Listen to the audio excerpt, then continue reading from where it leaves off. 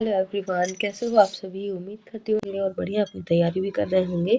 और आज हम बाल विकास में नेक्स्ट अपना पार्ट लेकर आए हैं। हमने बहुत कुछ कर लिया है इसमें। हमने कल बाल्यावस्था पियाजे के नियम को समझा था, पियाजे के सिद्धांत को देखा था, और इसके साथ ही साथ हमने आपके संवेगों को पढ़ा था, मैक्ड्यूगल के सिद्धांत को पढ़ा था। तो आज हम इसके आगे का देखने वाले हैं कि बालक का बौद्धिक विकास कैसा रहता है, वो आज हम देखते हैं। ठीक है, तो शैशवावस्था और बौद्धिक विकास को समझते हैं।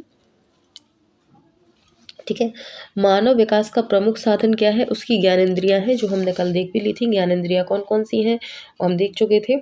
और इसमें बताया है आगे कि 1 वर्ष का शिशु जो है अस्पष्ट ध्वनियां एवं तुतलाते हुए 3-4 निरर्थक शब्द बोलता है। मतलब तोतलाता है बच्चा, अस्पष्ट ध्वनियां निकालता है और 3-4 निरर्थक शब्द बोलता है। वो कुछ भी हो सकता है, डा डा बा बा, कुछ भी बोल सकता है, वो बोलता रहता है। ठीक है, तो 1 वर्ष की आयु में ये रहता है। इसके बाद 1 से 2 वर्ष की आयु में शिशु सार्थक शब्द बोलते हुए 2-3 शब्दों के वाक्य बोल लेता है। क्या बोलता है वो? 1 से 2 वर्ष की आयु में शिशु सार्थक शब्द बोलते हुए 2-3 शब्दों के वाक्य को बोल लेता है। ठीक है, 2-3 शब्दों के वाक्य को वो बोलना सीख जाता है 1 से 2 वर्ष में। ओके, आगे है। इसमें है 3 वर्ष का बालक 4 से 5 शब्दों के सरल वाक्य बोलना सीख जाता है। अब कितने भी वाक्य बोल सकता है, लेकिन 3 से 4 शब्द उसमें रहते हैं। मैं खाऊंगा, मैं जाला हूँ, या तोतला के जो भी वो बोलता है, तो मतलब 3 से 4 से 5 शब्दों के सरल वाक्य बोलना सीख जाता है। यही शिशु शिक्षा का उपयुक्त समय होता है। ये जो समय होता है वो क्या है? शिशु शिक्षा का उपयुक्त समय होता है। यहाँ वो भाषा का विकास कर रहा होता है। अगला है, मानसिक विकास की गति शैशव काल में अधिक तीव्र होती है। ठीक है, क्या बताया है? मानसिक विकास की गति शैशव काल में सबसे अधिक तीव्र होती है। इस अवस्था में क्या होता है? बच्चे का मानसिक विकास तीव्र गति से होता है। किस अवस्था में? आपके शैशव काल यानी शैशव अवस्था में। ठीक है, अब आता है बालक प्रथम 6 वर्षों में बालक के 12 वर्षों से दूना सीख लेता है। ये गैसल ने कहा है। देखो, बालक प्रथम 6 वर्षों में, मतलब शुरुआत के 6 वर्षे में बालक के 12 वर्षों से दुगना, जो 12 वर्षों में जितना सीखेगा उससे दुगना वो प्रथम 6 वर्ष में सीख लेता है। ये किसने कहा है? गैसल ने। अब ये किसी गैसल जो है कैसे बोल रहे हैं, कंफर्म तो नहीं बोल रहे, बस गैस करके बोल रहे होंगे, क्योंकि उनने तो प्रत्यक्ष नहीं देखा होगा। तो वो गैस करके बोल रहे हैं कि 6 वर्षों में जो है बच्चा 12 वर्षों से दुगना सीख लेता है। तो गैस करके बोल रहा है गैसल। ठीक है, अगला देखेंगे, बौद्धिक विकास और किशोरावस्था। पूर्व किशोरावस्था में मस्तिष्क अपना पूर्ण आकार एवं भार प्राप्त कर लेता है। पूर्व किशोरावस्था में। ठीक है, हाँ, तो इसमें क्या है? पूर्व किशोरावस्था में मस्तिष्क अपना पूर्ण आकार एवं भार ग्रहण कर लेता है। मतलब उसका आकार भी पूर्ण हो जाता है, भार भी पूर्ण हो जाता है और पूर्ण विकसित हो चुका होता है। इस अवस्था में किशोर में ध्यान केंद्रित करने की क्षमता विकसित हो जाती है। वो ध्यान केंद्रित कर सकता है। ठीक है, कॉन्सेंट्रेट कर सकता है। इस अवस्था में स्मरण शक्ति, सहन शक्ति, कल्पना शक्ति का विकास हो चुका होता है। जहाँ बच्चा पहले बात बात पर हाइपर हो जाता था, अब यहाँ पे क्या है, उसमें स्मरण शक्ति का विकास हो गया है, सहन शक्ति उसमें डेवलप हो गई है और कल्पना शक्ति का विकास भी उसका हो चुका होता है। ठीक है, आगे है पूर्व किशोर अवस्था। पूर्व किशोरावस्था कौतूहल, जिज्ञासा एवं चंचलता का काल होता है। ठीक है, आगे देखेंगे, बाल्यावस्था और बौद्धिक विकास। इस अवस्था में बालक में मूल प्रवृत्तियों और सहज प्रवृत्तियों का विकास होता है। जो उसकी मूल प्रवृत्तियां हैं उसका, और सहज प्रवृत्तियां, ठीक है, ये दोनों का उसमें विकास होता है।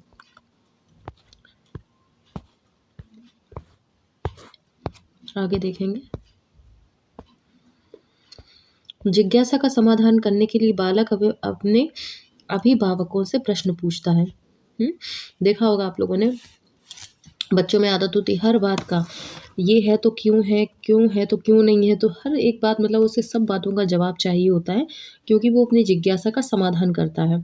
ठीक है, सूक्ष्म एवं तर्कपूर्ण चिंतन प्रारंभ हो जाता है, अवलोकन में रुचि लेता है। ठीक है, सूक्ष्म एवं तर्कपूर्ण उसके चिंतन है वो प्रारंभ हो जाता है। अब लॉजिकल सोचना स्टार्ट कर देता है और अवलोकन में रुचि लेता है। ओके, आगे है, इस काल के अंतिम वर्षों में कल्पना शक्ति एवं अमूर्त चिंतन प्रारंभ हो जाता है। इस काल के अंतिम वर्षों में, ठीक है, जो बाल्यावस्था के अंतिम चरण होते हैं, जो 9 से 12 का जो समय होता है, उत्तर बाल्यावस्था जिसे कहते हैं, उसके भी लास्ट लास्ट में क्या होने लगता है, अमूर्त चिंतन जो है प्रारंभ होने लग जाता है। ठीक है, आगे देखेंगे, 6 वर्ष के बालक में दाएं बाएं का ज्ञान, 13-14 वस्तुओं को गिनने की क्षमता और समस्या समाधान की प्रवृत्ति पाई जाती है। ठीक है, 6 वर्ष का बच्चा जो है समझने लगता है लेफ्ट क्या होता है, राइट क्या होता है, 13-14 वस्तुओं को गिनना स्टार्ट हो जाता है और समस्या समाधान की प्रवृत्ति उसमें आ जाती है। कोई प्रॉब्लम है तो खुद से सॉल्व कर सकता है। आगे है, 7 वर्ष के बालक में 2 वस्तुओं के बीच अंतर करने की क्षमता विकसित हो जाती है। ठीक है, 7 वर्ष के बालक में 2 वस्तुओं के बीच अंतर करने की क्षमता जो विकसित हो जाती है। 8 वर्ष का बालक 6-7 शब्दों के वाक्य को दोहरा सकता है। ठीक है, 8 वर्ष का बालक 6-7 शब्दों के वाक्यों को दोहरा सकता है। ठीक है, 6 से 7 शब्द जिसमें हो वो दोहरा सकता है, एज इट इज़ बोल सकता है। अब यहाँ बात ये नहीं हो रही है कि आप मतलब बच्चा इतने ही शब्द बोल सकता है, बहुत लंबे लंबे सेंटेंसेस बोल सकता है, लेकिन अगर आप उसे कुछ बात कहते हो कि ये बात रिपीट करो, तो वो 6 से 7 शब्दों का जो उसका वाक्य है उसको रिपीट कर सकता है। ठीक है, रुको जरा एक मिनट,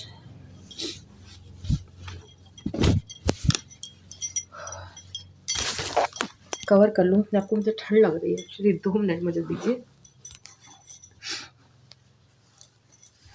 देखिए, तो कहाँ तक आगे थे अपन, 8 वर्ष के बालक 7 शब्दों के वाक्यों को दोहरा सकता है, रिपीट कर सकता है। आप जैसा बोलोगे वैसा वो रिपीट कर लेगा इस एज में। ठीक है, इसके बाद 9 वर्ष की आयु में बालक सप्ताह के दिनों के नाम, माह, दिन, दिनांक, समय, सिक्कों की जानकारी रखते हैं। 9 वर्ष की आयु मतलब काफ़ी कुछ उसको नॉलेज हो जाता है, दिनों के नाम उसको याद हो जाते हैं, उसको माह के नाम याद हो जाते हैं, दिन और दिनांक उसको कंफर्म होते हैं कि आज दिन कौन सा है, दिनांक कौन सा है, उसको पता रहता है, और समय का भी नॉलेज होता है, और सिक्कों की जानकारी भी रखते हैं कि ये कितने का सिक्का है और ये कितने का। ठीक है, ये 9 वर्ष की आयु की बात हो रही है। आगे देखेंगे, 10 वर्ष का बालक अभिनय में 60-70 शब्द जो है वो दोहरा सकता है, अभिनय में।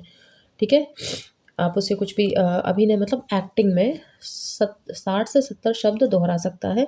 सीखने पर गणित में जोड़ घटाना गुणा भाग आदि प्रक्रिया कर सकता है वो। ठीक है, जोड़ घटाना गुणा भाग वो सब कुछ उसको आने लग जाता है इस एज में, 10 वर्ष की आयु में।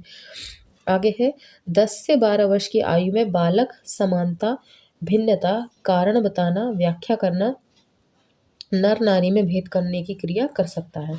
ठीक है, बालक में समानता, भिन्नता, कारण बताना सब कुछ उसको आने लग जाता है, व्याख्या भी करना सीख जाता है, और नर नारी में भेद करने की प्रक्रिया कर सकता है, क्रिया कर सकता है। ठीक है, आगे देखेंगे, बालक का क्रियात्मक विकास। अब क्रियात्मक विकास कैसा होता है, क्रियात्मक विकास को गत्यात्मक योग्यता का विकास भी कहा जाता है। ठीक है, क्रियात्मक विकास को गत्यात्मक योग्यता का विकास भी कहते हैं। क्रियात्मक विकास का सामान्य अर्थ बालक के भीतर क्रियात्मक योग्यताओं एवं कौशलों का विकास होना है। ठीक है, क्रियात्मक विकास का सामान्य अर्थ क्या है, बालक के भीतर क्रियात्मक योग्यताओं एवं कौशलों का विकास होना है। क्रियात्मक विकास के द्वारा बालक अपनी मांसपेशियों पर नियंत्रण करना सीख जाता है। ठीक है, क्रियात्मक विकास के दौरान क्या होता है, बालक अपनी मांसपेशियों पर नियंत्रण करना सीख जाता है। शिशु में क्रियात्मक विकास का प्रारंभ गर्भकालीन अवस्था के 3रे माह से हो जाता है। क्या हो जाता है, शिशु में क्रियात्मक विकास का प्रारंभ। ठीक है, क्रियात्मक विकास का प्रारंभ कब हो जाता है, गर्भकालीन अवस्था के 3रे माह से प्रारंभ हो जाता है, मतलब उसका हाथ पैर की मूवमेंट स्टार्ट हो जाती है, लेकिन अनुभव माँ नहीं कर पाती है। 5th मंथ से माँ को जो है आपके किक जो है महसूस होती है माँ को। ठीक है, इसका अनुभव गर्भवती माता 5वें-6वें माह, वही बात ने कर दी, 5वें-6वें माह आगे में करती है। ठीक है, जब गर्भस्थ शिशु माँ के गर्भ में हाथ पैरों को हिलाता डुलाता है, मतलब शुरुआत कब से हो गई थी? यहाँ पे तीसरे महीने से बच्चे में मूवमेंट होना स्टार्ट हो जाती है, हाथ पैर चलाना स्टार्ट कर देता है। लेकिन चूँकि बच्चा बहुत छोटा होता है और माँ को महसूस नहीं हो पाता है, लेकिन 5वें महीने में जब बच्चे की जो मांसपेशियाँ हैं थोड़ी मजबूत हो जाती हैं और जब वो किक करता है, तो माँ को महसूस होने लग जाता है। ठीक है? शिशु के जन्म के बाद क्रियात्मक विकास शिशु के जन्म के बाद क्रियात्मक विकास की गति तीव्र हो जाती है। ठीक है? जन्म के बाद नाड़ी तंत्र एवं मांसपेशियों के अपरिपक्व होने से शिशु की क्रियात्मक गतिविधियां असमन्वित, अनिश्चित और एवं उद्देश्यहीन होती हैं। जैसे जैसे उम्र बढ़ती है बच्चे का क्रियात्मक विकास होता चला जाता है। ठीक है? जन्म से लेकर 5 वर्ष की अवस्था तक स्थूल क्रियात्मक कौशल में तीव्रता से विकास होता है।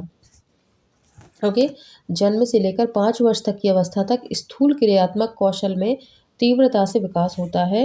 स्थूल क्रियाओं में बैठना, उठना, चलना, दौड़ना, उछलना, फेंकना आदि क्रियाएं आती हैं। ठीक है, आगे है सूक्ष्म क्रियात्मक कौशलों का विकास शैशवावस्था के बाद होता है।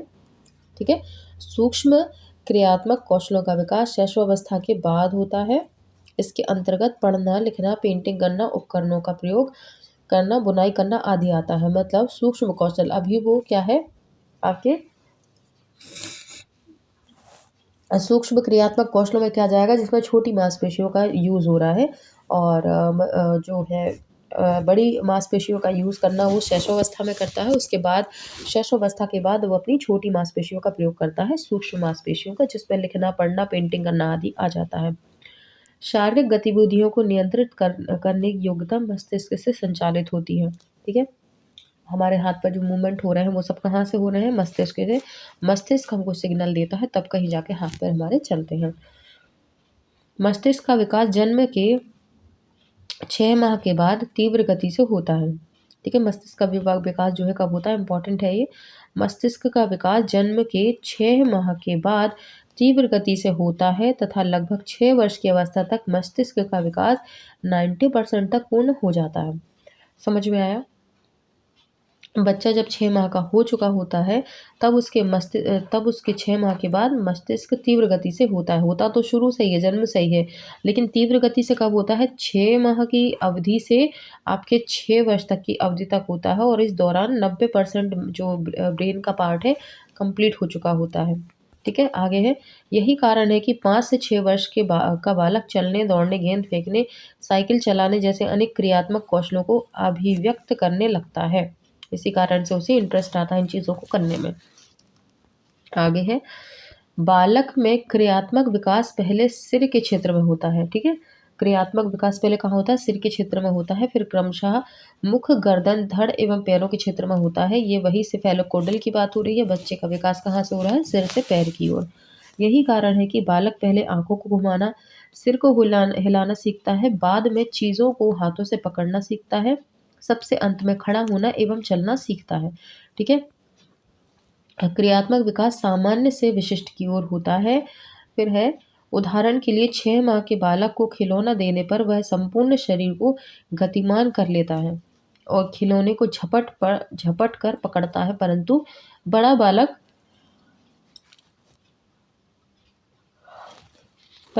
बालक बड़ी चतुराई से केवल एक ही हाथ से खिलौना पकड़ लेता है। आप किसी बच्चे को दोगे 6 महीने का तो पूरा वो गिर पड़ेगा उसके ऊपर, गिर जाएगा उस खिलौने को पकड़ने के लिए। लेकिन बड़ा बच्चा होता है तो फिर अपनी उंगली से ही उस खिलौने को पकड़ लेता है।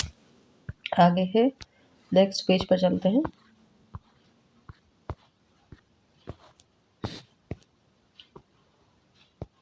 पकड़ लेता है ना। आगे चलेंगे सूक्ष्म गतिक कौशल। अब ये क्या होता है? छोटी छोटी मसल्स, आंखों की मांसपेशियां, हाथ की muscles, gross to fine development होता है।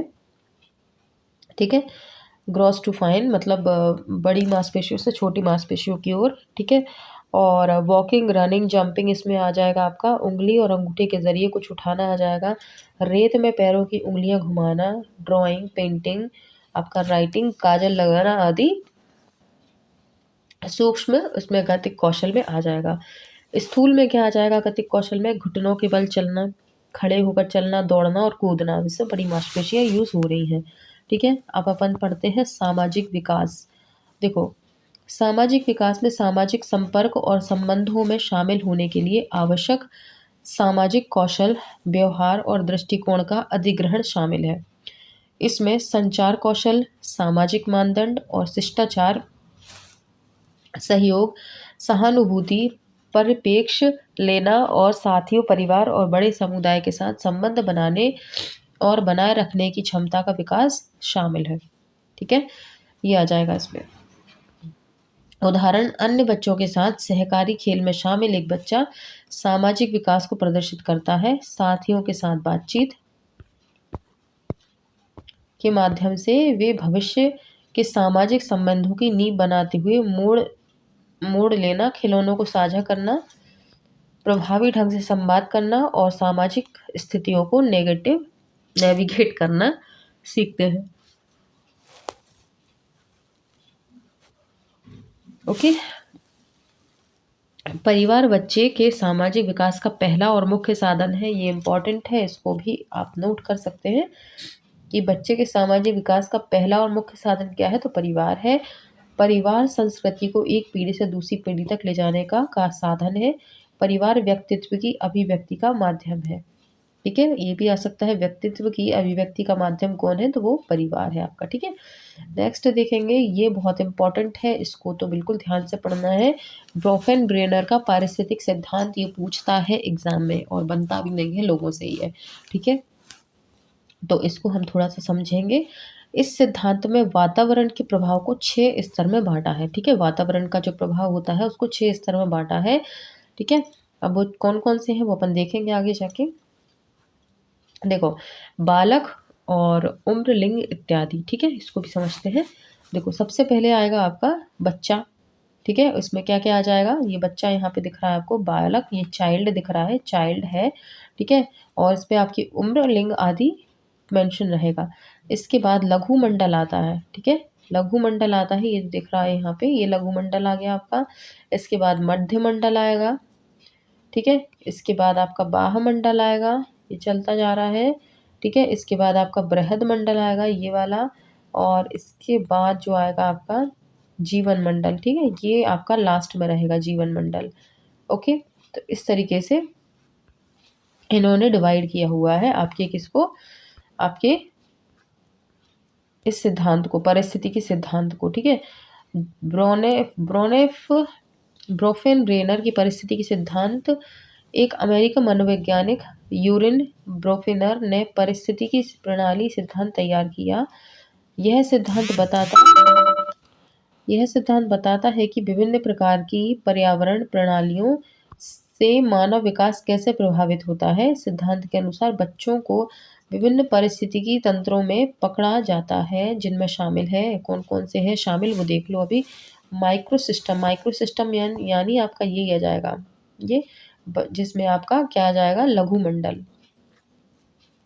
लघु मंडल को ही क्या बोलेंगे, माइक्रो सिस्टम। ठीक है, और माइक्रो सिस्टम यह एक व्यक्ति के निकटतम परिवेश को शामिल करता है। उदाहरण, परिवार। ठीक है, निकटतम परिवेश जिसके साथ उसका रात दिन का उठना बैठना आना जाना है, ये क्या आ जाएगा उसका, माइक्रो सिस्टम में आ जाएगा। ठीक है, माइक्रो सिस्टम। ओके, नेक्स्ट है, अब आपका आता है मीजो सिस्टम। मीजो सिस्टम हम नेक्स्ट पेज में पढ़ते हैं। ठीक है,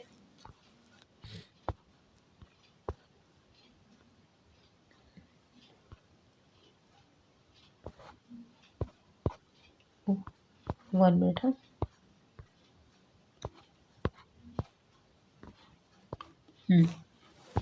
मीजो सिस्टम, यह अलग अलग, देखो यह है अलग अलग माइक्रो सिस्टम, जैसे कि घर और स्कूल के बीच संबंध, सहकर्मी समूह और परिवार के बीच, और परिवार और समुदाय के बीच संबंध को समाहित करता है। ठीक है, तो ये डायरेक्ट मतलब आपके जो घर और स्कूल के बीच के जो संबंध है, घर पर और स्कूल में जो संबंध है, सहकर्मी समूह और परिवार के बीच। ठीक है, सहकर्मी समूह और परिवार के बीच, और परिवार और समुदाय के बीच संबंध को समाहित करता है। ठीक है, मतलब आपके स्कूल में और आपके घर में संबंध कैसे हैं, वो आपके टीचर के साथ भी हो सकता है, आपके जो पाठकर्मी हैं साथ में, उनके साथ भी हो सकता है, मतलब फ्रेंड में आपके स्कूल के जो फ्रेंड्स हैं उनके साथ आपका परिवार का रवैया कैसा है, ये सब इसमें आ जाएगा। इसके बाद आपका सहकर्मी समूह और परिवार। ठीक है, क्या आ जाएगा, सहकर्मी समूह और परिवार के बीच, आपके ऑफिस के लोगों से आपका घर घर के बीच में कैसे संबंध है, और परिवार और समुदाय के बीच आपके परिवार का आपके समुदाय से क्या संबंध है, ये सब आ जाएगा मीजो सिस्टम में। इसके बाद आता है एक्सो सिस्टम। यह माइक्रो सिस्टम के उन तत्वों को समाहित करता है जो व्यक्ति को सीधे प्रभावित नहीं कर पाते। समझे कि यह क्या करता है, माइक्रो सिस्टम उन तत्वों को समाहित करता है जो सीधे जो व्यक्ति को सीधे प्रभावित नहीं करते बल्कि अप्रत्यक्ष रूप से, जैसे माता पिता के कार्यस्थल, जो माता पिता के पास कितना खाली समय है, उनके कल्याण आदि को प्रभावित कर सकते हैं।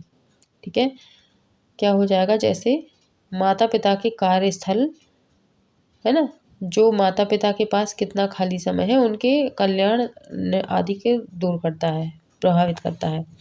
इसके बाद मैक्रो सिस्टम आएगा, यह सांस्कृतिक और सामाजिक मान्यताओं का समाहित करता है। मैक्रो सिस्टम, ठीक है, संस्कृति और समुदाय को भी इकट्ठा कर ले रहा है, इसलिए मैक्रो हो गया, बढ़ गया ये। ठीक है, तो सांस्कृतिक और सामाजिक मान्यताओं को समाहित करता है जो किसी व्यक्ति के विकास को प्रभावित करता है, जैसे लिंग, मानदंड या धर्म आदि। ठीक है, इसके बाद क्रोनो सिस्टम, यह किसी जीवन के काल में परिवर्तन और बदलाव को शामिल करता है, जैसे किसी प्रियजन की मृत्यु या तलाक। ठीक है, यह किसी के जीवन काल में परिवर्तन और बदलाव को शामिल करता है, जैसे किसी प्रियजन की मृत्यु या तलाक। अगला है भीड़ का सामाजिक सिद्धांत। ठीक है, भीड़ का सामाजिक सिद्धांत। अगला है book mind, self and society उन्होंने लिखी, और इसमें उन्होंने बोला है कि व्यक्ति ही समाज का निर्माता है, जिसमें दिमाग एवं सेल्फ होता है, स्व होता है। ठीक है, दिमाग और स्व होता है, यानी ब्रेन और सेल्फ होता है। जन्म के समय शिशु एक जैविक प्राणी है जिसमें वृद्धि का अभाव होता है। धीरे धीरे लोगों के संपर्क में आने से उनमें समझ पैदा होती है। इस प्रकार बच्चे का स्व व्यवहार से प्रभावित होने लगता है, जिसे इसे मीट का सामान्यीकरण सिद्धांत कहा जाता है। ठीक है,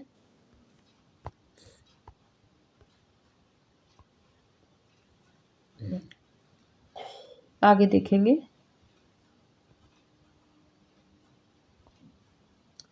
सामान्यीकरण या अन्य सामान्यीकरण, इसका अर्थ किसी व्यक्ति के स्वयं के बारे में धारणा जो दूसरे लोग उसके बारे में रखते हैं। ठीक है, इसका अर्थ किसी व्यक्ति की स्वयं की अपने बारे में धारणा जो दूसरे लोग उसके बारे में रखते हैं। इस प्रकार स्व भौतिक रूप से एक सामाजिक संरचना और उसके सामाजिक अनुभवों के कारण उत्पन्न होती है। व्यक्ति में आत्म चेतना का अभाव किस प्रकार होता है, इसके उत्तर में मुझे मी शब्द का प्रयोग किया जाता है। ठीक है, मैं का अर्थ व्यक्ति द्वारा किए गए व्यवहार से है, और मुझे का अर्थ व्यक्ति द्वारा किए गए व्यवहार पर दूसरों की प्रतिक्रिया, जिसे व्यक्ति आंतरिकृत करता है। मैं और मुझे में अंतःक्रिया के कारण ही स्वतः स्व का विकास हो जाता है। आगे देखेंगे, कूले ने क्या कहा है, मानव प्रकृति एवं सामाजिक स्तर। ठीक है, मानव प्रकृति और सामाजिक स्तर। सिद्धांत कौन सा दिया है, आत्मदर्पण दर्शन सिद्धांत। समाज के संपर्क में आने पर व्यक्ति में आत्म का विकास होता है।